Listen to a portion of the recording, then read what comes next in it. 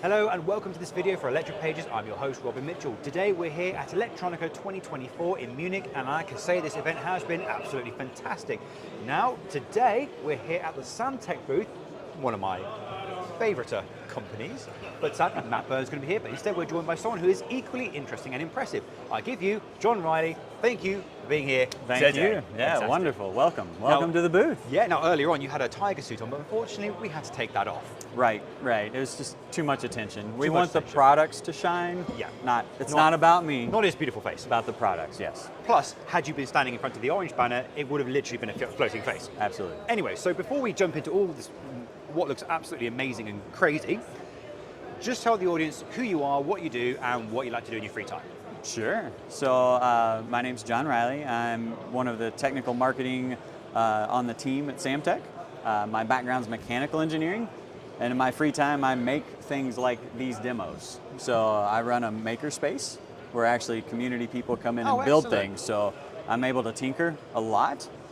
So it's tinkering with electronics and hardware all at the same time. So that basically, for the audience, if you're curious, that translates to he's like me. He doesn't go on holiday. He spends all day in the workshop, non-stop, and he hyper and over obsessed with electronics and engineering in general, which is great. That's exactly the kind of person we want on our podcast. Fantastic. So, we've seen so many Samtec solutions in the past, and they have some great stuff.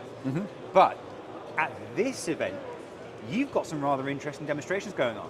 We do, yeah. So, take us through with what's going on here. Sure. So on the board itself, there is a whole host of product families, from front panel connectors and what we call our flyover, so where we've exceeded the limits and the speeds of the printed circuit board. We use our cable that we extrude and make in-house and connect it to our other connectors. And so we're able to go at least 3 times more than most traditional boards or the best boards they make. And this is one of the things I've always been fascinated by as the flyovers, because I've talked about these so often. And if I remember correctly, these things are twin acts, aren't they? So they have a very carefully precision sort of like machine and bound pair of cables with a correct separation. And all they kinds of are co-extruded. They're not twisted. Oh, they're not twisted? No, they're co-extruded and stay maintained within that dielectric all the way through.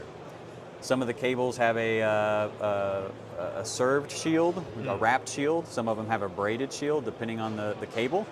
Some of our new RF cables have 3 layers of shielding. It's impressive. A quick question. So why are they not twisted? What's the advantage of kind of like keeping them parallel? So the twisting helps get rid of the interference. Yeah. And so as long as we keep those balanced with the plus and minus, It should have the they same will effect. stay consistent. Yes, absolutely. And so we can actually tune those, the spacing, and the dielectric around is kind of oblong oval, and that with the shielding eliminates that crosstalk. And so you don't need to twist them. You can just keep them parallel. Correct. Oh, okay. Yep. But still, I mean, the fact that you can get signals far further across a board than going through a tracer, because I couldn't believe myself when Sam personally told me that these things can go front end to the back end of a panel, which you could not do with a PCB. Yeah, we have a demo I'll show you in a minute that has a board connector and a cable connector, and the cable connector is performing better. Oh, that's going to be over a much longer tray. trace. So the one thing we're showing here is, yes, we have that longer reach. If you follow this cable, it goes into this dynamic flexing. And so this is where we allow customers and people to actually move the cable. The black line through his areas is jacketed, just bundling it together. And so you can move that around, and what we're looking for is any change or any loss. This is live. Different. This is live data. And so every time we move it, you see no change in it. And so you're taking 12 twin acts or 14 twin acts, and you're flexing them, rolling them over. And it's not at the extreme bend radius of the cable. Yeah, but there's also that. Well, if I know anything about cables and interference, the moment you have big, powerful, heavy motors operating anywhere near them, you are going to see things going crazy. Right. And that sounds like a stepper motor, which means it's going to be even worse. Yeah. So the fact that you're doing all this, and I can't even see a single. No change. Yeah. Nothing. And that's absolutely nothing. Being co-extruded, it's a solid, uniform piece with the shield around it. Doesn't matter how you bend that, everything goes together. And so that's where, like a twisted pair, you may actually see them, they call piston, kind of like sliding. And so if you bend a twisted pair a lot, that sliding it will effect shift. could change the performance. But these don't, you don't don't have do that that. option, right? Yeah. Fantastic. So- So what other things are being shown here? So you've got the you're showing the flexibility of these flyovers. Sure. But what else have we got here? Because you said about a mix of different technologies. It is. It's different connector families going from a different front to back connector, but it's all the same flyover. It's all the same core twin-ax cable. Oh, so it's one cable going all the way through, all the way back. Correct. Back to This is going back to through the same 3 place. meters, Yep. transmit, receive. Blimey. And so 3 meters of cable through another foot of wire. What's the data rate going through this at the moment? This one's only running at 56, but this family can go up to 112 gigabits per second And per what, line. And what kind of distances are we talking in terms of like when you're doing 112? For copper, you're that 3 to 5 meters Blimey. based on our cable. Yeah. But That's for definitely front to end panel per. oh, absolutely, yeah, blimey, yeah. It's inside a rack, top to bottom, but it's not necessarily rack to other rack. But you can definitely go top to bottom Oh, no, and within absolutely. the same cabinet. Well, that's if you where it's will. important. You're going to have situations where you need something from the front of a rack to the back of a rack.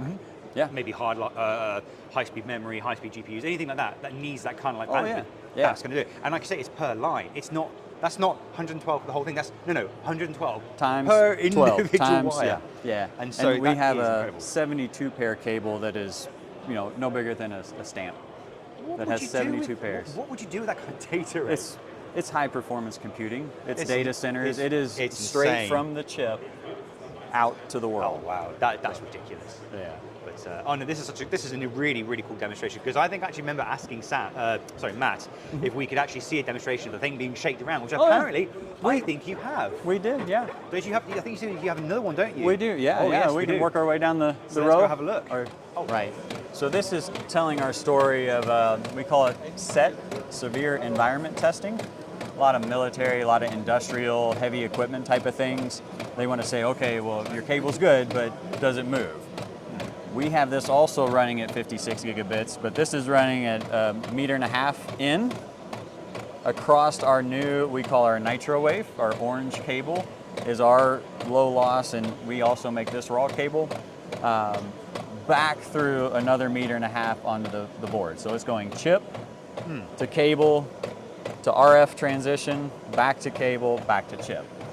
And what we did here is when we do our severe environment testing, it's at military grade shock and vibration, altitude testing and all that. So this is just a simple model, if you will, of maybe a walking speed, go a little bit faster to a driving speed, and then maybe you're taking liftoff. So you're flying speed now. So it might settle down in a minute. But all of this again is live data. So it's actively running 56 gigabits per line, per channel. We're measuring 8 different channels back into it. And so all these eye diagrams that you see, the losses, the error is all ideal for high-speed data transmission. Honestly, I just, it's always good to see like diagrams showing things not having errors, but to see an actual circuit in person with these chips here, sending these signals out, receiving it back, for me, it just kind of, it adds that level of reality to it. Oh, yeah. Where you can actually see, it's not just a cable going through. No, we're sending packets of data through one chip to another chip, halfway across, on a completely different board, somewhere completely else, from this top one here to this one down, I saw it a second ago, that one down there, and it's going through 3 meters, being smashed around, and then you look at the screen and there's absolutely nothing going on at all. Yeah. And so that's where it's really hard for Samtec. We make passive components. We don't want you to know they're there. They have to perform so well and so clean. So how do you show a passive component that you don't want to know is there? And so the only way for us to do that is to abuse it out in the floor with people around. And what else is interesting as well is that all this time, whenever I think about flyover cables, I think of data centers, high performance computing as applications. I would never think I'm going to put that on a plane where it's going to shake violently for the next 2 minutes while it takes off, and it's just like, well, there you go. Yeah. It will survive it. Yeah. And that's actually quite rare to see. I would argue say it's very rare to see something so capable in terms of data bandwidth and speed and be survivable in a rugged environment at the same time. It's usually one or the other. You can go rugged, but you'll lose performance, or you go performance and lose the ruggedness. Right. But you seem to have done both. That's the plan. Now, we haven't quite done that yet with above 112 gigabits per second. The 224 gigabit stuff is very sensitive. Yeah. So we haven't ruggedized that yet. But the fact that you've already done it for 112. Yeah. So if we can do it for 112, your insane. gigabit Ethernet or your single channel is walk in the park, right? So if we can abuse the high data rate stuff and it's solid and stable, what can we do with the lower speed or the industrial or the things that everybody's designing in now, right? This is more coming down the line. What's next in the future? Kind of Absolutely stuff. crazy. So tell me a bit more about these new orange cables, because obviously we've talked a lot about the flyovers. Sure. Tell us a bit more about what these are actually doing and how they work in terms of like how many cores they have and all that jazz. Yeah, so the Nitrowave is part of our RF line. Right. This is also new construction for us that we make ourselves. It's a single RF line. So it's one test cable, which is why we have to have the differential pair is measured by 2 of those cables. Oh, okay, So these are test and measurement cables. Yeah. These are cables that you might send off to a radar sensor or a different antenna type of sensor. So these are ideal for the test and measurement market. But what we've done, the shielding that I talked about, we talked about the twin axe where it's wrapped or it's braided around. These have a couple layers of wrapped and braided jackets to make them more stable, higher speeds, higher bandwidth. You need that in any RF Absolutely, application. You need the best shielding you can provide. And so what I think is really interesting about this solution is that even though it's just demonstrating how it can survive these sort of like ruggedized environments. But what I do find interesting is that you've paired them with the flyovers as well. So is there any other electronics on this board, or is it literally like the signals are coming straight out of that connector and into the next connector? That kind of. That's it. Yeah. And it's just that. Yeah. And a lot of times what Samtec will do, we have our what we call our kits and boards or evaluation kits. So if somebody's curious about how well our cables will perform, a lot of times we'll send them these 2 boards. Really? And then they take these orange cables to their analyzer.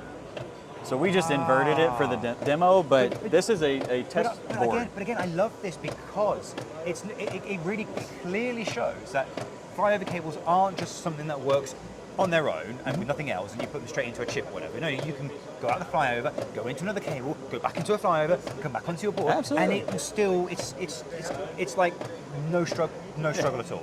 Now there is always the breakout region, the traces and all that, which Samtec will help you with. Well, here's the funny thing. Once again, it's the PCB that's the problem. It really not is. the cable, it's the PCB. Yeah. But like I didn't mean to interrupt you, but like you just said, Samtec will help you with the PCB layout as well. Absolutely. Yeah. We want our cables and connectors to perform at their peak, and we can only do that if you lay the board out right. And I'm guessing you guys would be quite devastated if someone took one of those wires just for like you asked and something, thinking, no, use it in the 112 gigabits. Absolutely. Don't do that with that cable. So So this is a great demonstration. But is there anything else you could show us? Because I do believe I've seen a few more things. Oh, absolutely. Yeah. If we go back around to this pillar behind us, if we wanted to start with, so I don't know if you want to see some of these. These are more of our newer release products. Right.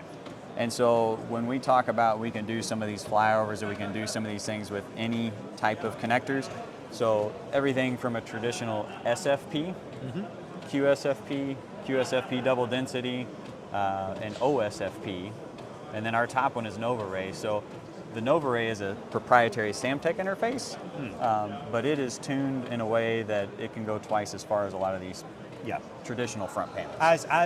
As seems to be the case with every single Samtec product I've ever seen. It's always twice, 3 times better. Right. Well, and because people are using these to qualify or evaluate or create new platforms, we have to make sure these evaluation cables can withstand, not just what they're being tested against, but beyond that. So now, one thing that has caught my eye, that one right there. Yeah. If I'm not mistaken, that looks like you've gone from flyover to some kind of PCB mount that can be attached and disconnected as needed on top of a... It is. So that is, we call it our Halo. Yep. And that is the next generation 56 gig optics platform. Oh. And so you're looking at the copper version now, but that green board would be replaced with the optical engine. And so we'd be sending Right. 56 gig of multi-mode optics out. And so that's converting that flyover to the optical system, Yes. so that you could, Yeah. Because one thing I remember talking with Samtec a lot is that fiber optics, even though they're, and this is going to be, in terms of like science, completely wrong when they say it's faster when it's not. In theory, actually, electrical signals are quicker, but the interface between electrical and optical systems is complicated and it's difficult. Right. And that's why optical systems, in the case of the flyover, haven't replaced them, because the flyover is easier and quicker. Yeah. And in terms of bandwidth, it's greater as well. And it's not creating any heat either. So once we turn that into an optical engine, it's got lasers, VCSELs on top that are converting it. It's another heat source. Yeah. And so if you're trying to convert that near a that's chip, that's going to affect everything. So as you're absolutely. blinking, now the heat's changing. That just means the resistance is changing, Right. which means optical performance changes. Yeah. Oh, do you know? So I never even thought about that. the big part about flyover is moving the chip as closest to the cooling. And so now if you add optics to it, you've got the main chip heat source, and you're adding a bunch of little heaters all the way around it. So there's options to put them under the same heat sink. There's options to start with copper Yeah.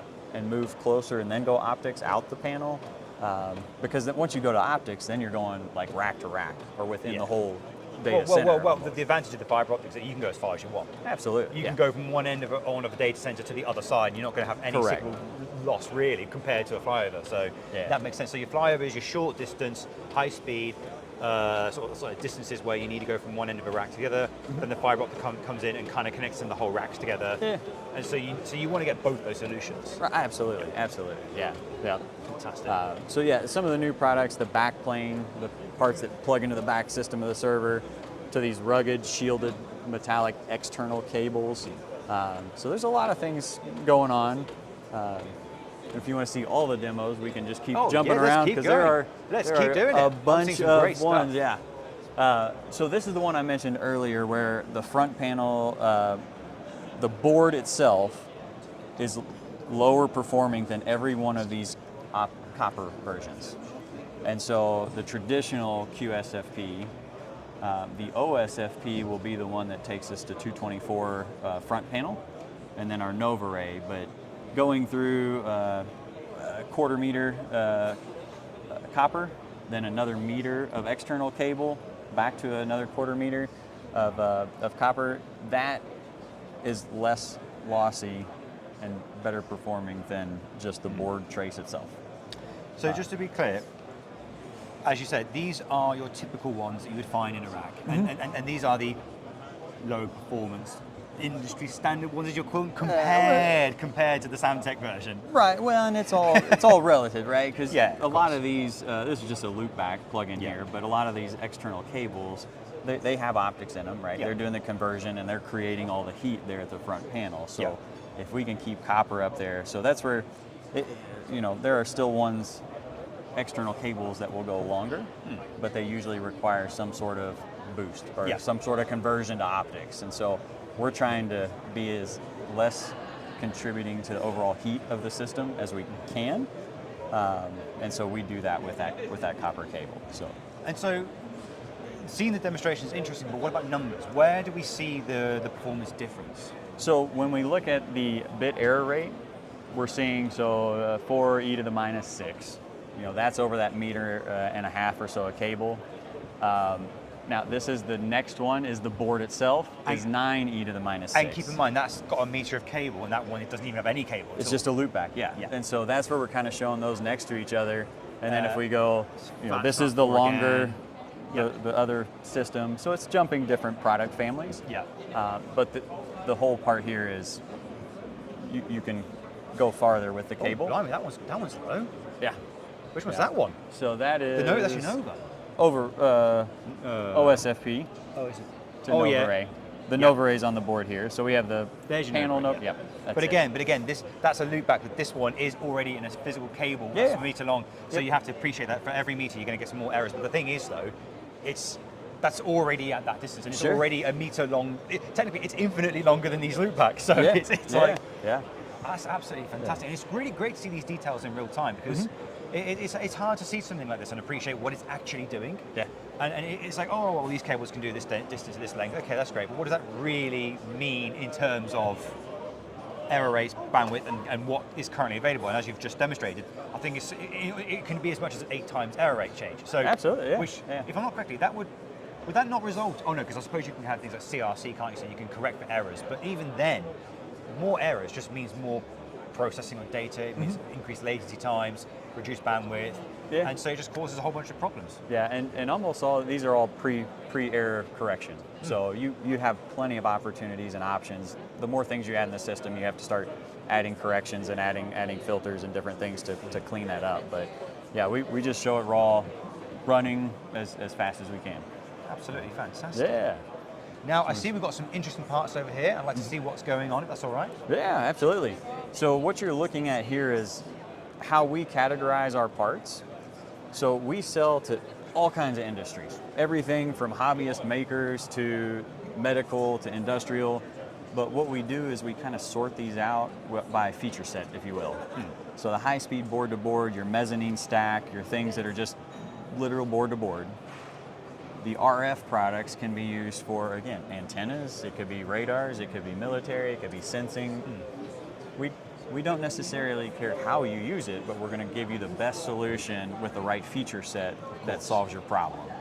To the legacy flex stacking stuff, that's the 100 centerline headers, the different stackers, just the stuff that I break apart to put on Raspberry Pis and Arduinos. Are these the ones?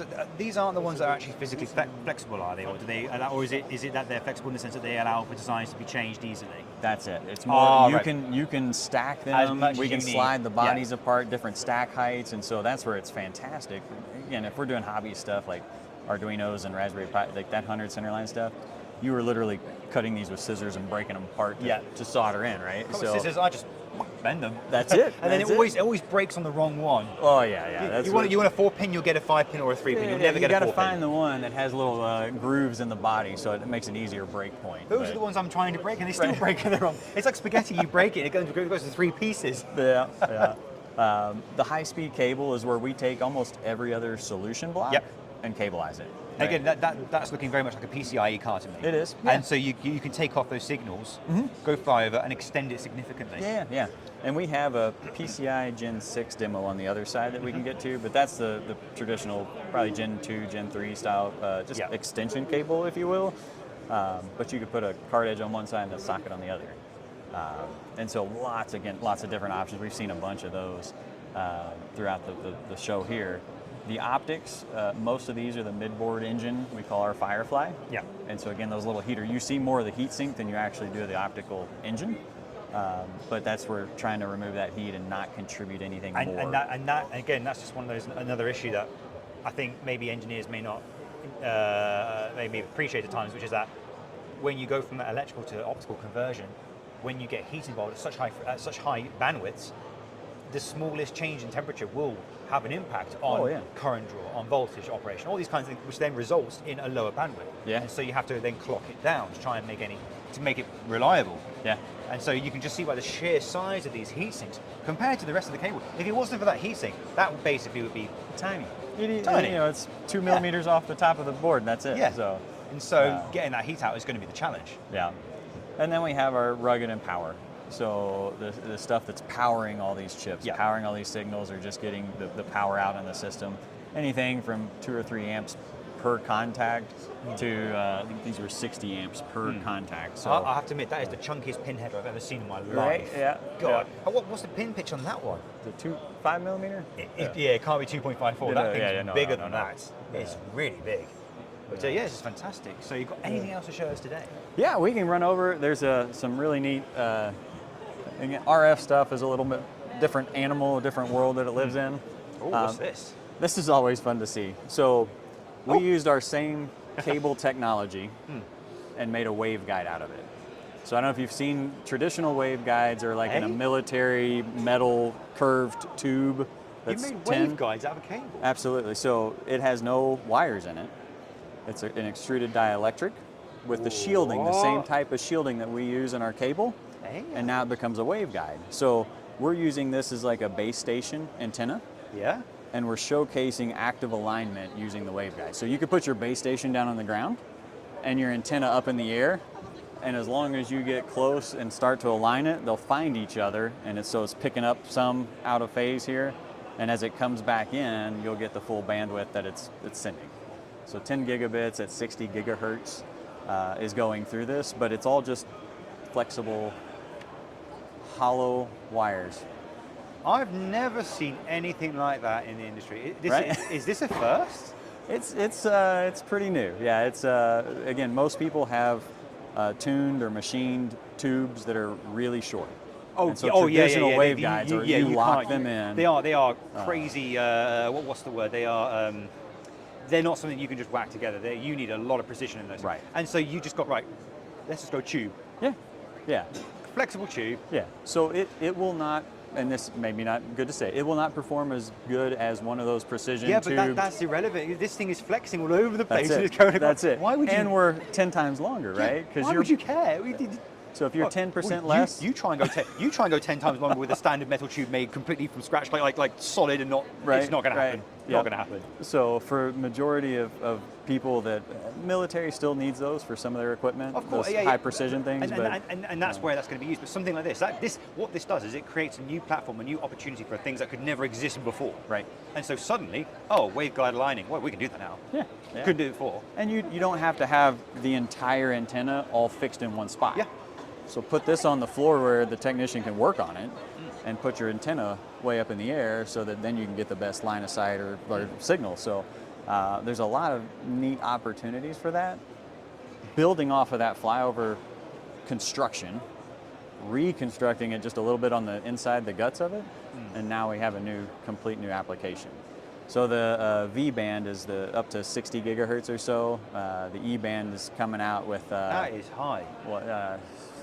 E-band is 60 to 190 gigahertz, I believe.